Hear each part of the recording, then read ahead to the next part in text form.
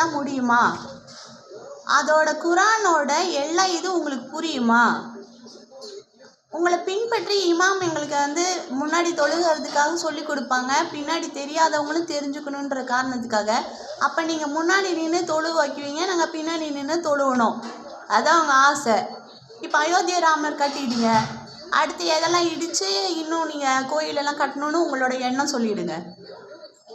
அப்போலாம் அரசர்கள் எதையும் இடிக்கலை, அவங்க ஜெயிச்சிட்டாங்க அப்படின்னு சொன்னால் கட்டியிருக்கிறாங்க.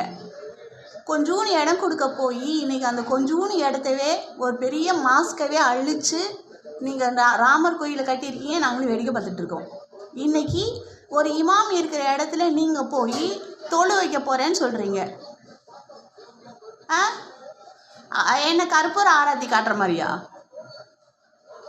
முஸ்லீம் மதம்னா என்ன, அதோட கல்ச்சர் என்ன,